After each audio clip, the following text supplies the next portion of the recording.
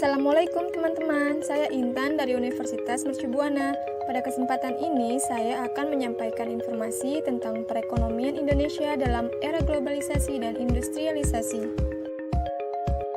Oke, jadi globalisasi perekonomian merupakan suatu proses kegiatan ekonomi dan perdagangan di mana negara-negara di seluruh dunia menjadi satu kekuatan pasar yang semakin terintegrasi dengan tanpa rintangan batas teritorial negara.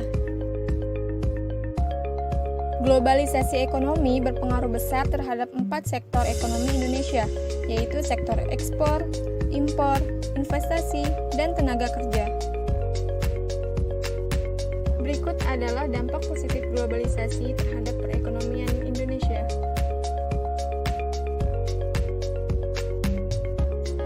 Dan berikut adalah dampak negatif globalisasi terhadap perekonomian Indonesia.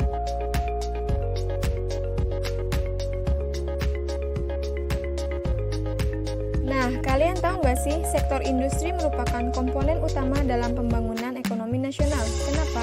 Karena sektor industri memiliki peranan untuk mengatasi masalah pengangguran dan terciptanya ekonomi berbasis agroindustri yang bersifat padat karya.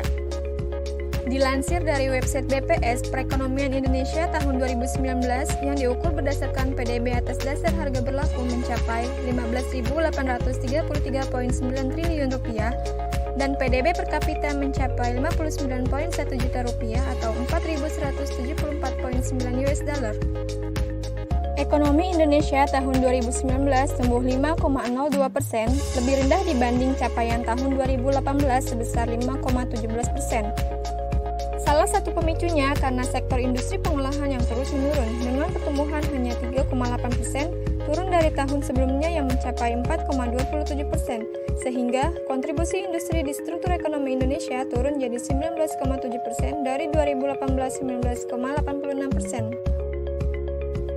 Dari pertumbuhan 5,02%, sektor industri sebenarnya masih menjadi penyumbang tertinggi dengan angka 0,8%. Namun, angka ini terus turun setiap tahun.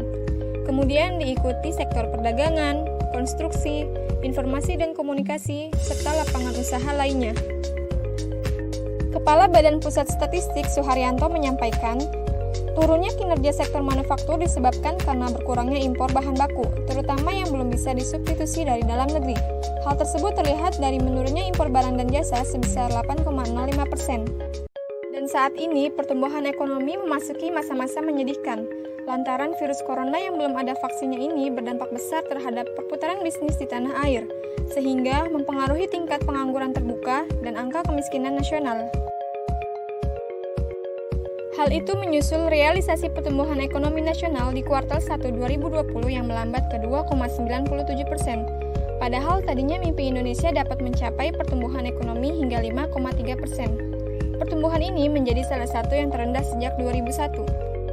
Kepala Badan Kebijakan Fiskal Kementerian Keuangan, Febrio Kacaribu mengatakan, pemerintah masih memegang skenario pertumbuhan ekonomi di kisaran minus 0,4% sampai 2,3% hingga akhir 2020. Lantas, apa langkah pemerintah mengatasi kesusahan ini? Pemerintah menyiapkan dana sebesar Rp405,1 triliun untuk penanggulangan COVID-19 dengan rincian sebagai berikut. Anggaran kesehatan 75 triliun, perlindungan sosial 110 triliun, relaksasi pajak dan kredit usaha rakyat 70,1 triliun, dan pemulihan ekonomi sebesar 150 triliun. Semuanya dalam satuan mata uang rupiah loh ya. Selain itu, Presiden Joko Widodo juga menyiapkan 4 nyawa sambungan untuk UMKM. Apa aja? Pertama, program relaksasi kredit dan restrukturisasi UMKM. Yang kedua, skema pembiayaan baru yang dipermudah dan diperluas. Ketiga, bantuan sosial untuk usaha mikro dan ultramikro. Dan terakhir 4, memberi jaminan bahwa sektor pertanian, industri rumah tangga, warung tradisional tetap berproduksi. Oke guys, cukup sekian yang dapat saya sampaikan. Semoga bisa bermanfaat. Terima kasih sudah menonton. Jangan lupa di like, komen, dan subscribe ya. Bye-bye. Wassalamualaikum warahmatullahi wabarakatuh.